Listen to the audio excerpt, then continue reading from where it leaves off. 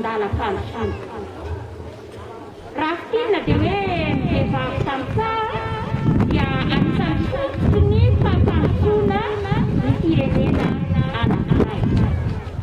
Koa amin'izao andro manerana ny vehivavy tamin'izao izao, misy ny lohahevitra izay miangana manerana any dia mifototra indrindra ny amin'ny ny fiovaovana.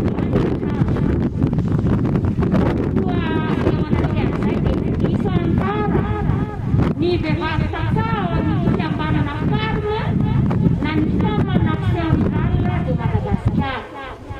Fa mampalaza izany andro iraisam-pirenena maneran-tany ho an'ny vehivavy tamin'izao izany.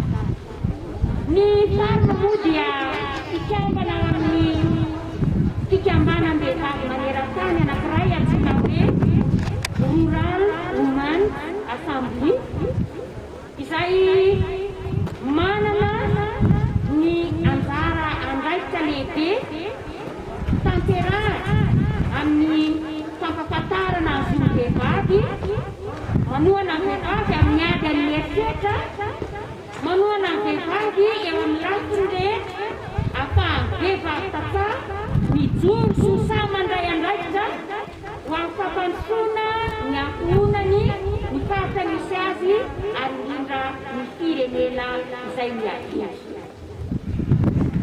Fa ny farma ihany koa dia fikambana ao anatin'ny CRADOI izay mampahery sy manosika azy mandrakariva, satria izany CRADOI izany dia fantatra indrindra ary efa ela niorena ny eto Madagasikara amin'ny fanohanana ny vehivavy izay tratry ny herisetra eo amin'ny lafiny rehetra, na ara-tsaina io, na ara-moraly io, na ara-fizika io.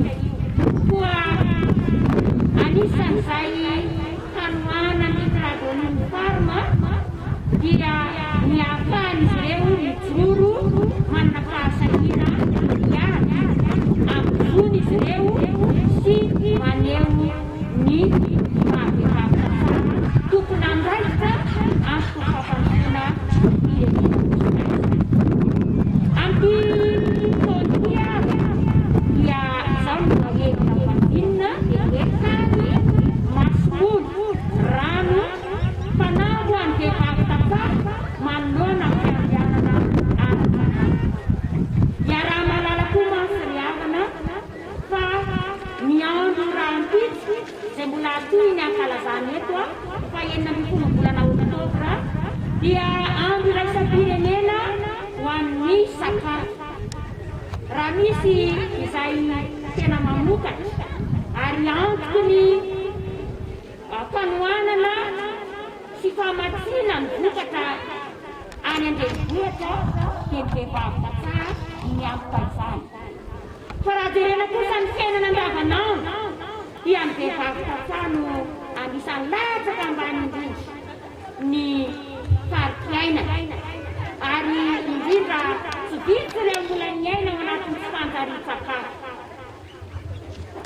Izany indrindra no anaovan'ny vehivavy tantsaha fanao ankehitriny amin'izao andro iraisam-pirenena ho an'ny vehivavy izao mba ahatanterahany fiandrianana ara-tsakafo eo amin'ny ankohonany sy ny fiarahamonina misy azy.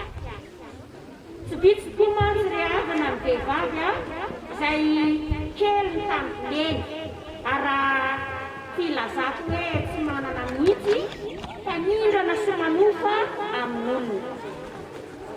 Anisan'ny sakany izany eo amin'ny fampandrosoana ny vehivavy, na ao anatiny aza ny finiavana, na ao anatiny aza ny fahavononana te hiatrika ny fiainana amin'ny hery ananany sy amin'izay anohanana azy dia tsy afaka manoatra izy rehefa tsy ao aminy ny fampitaovana dia ny tany izany.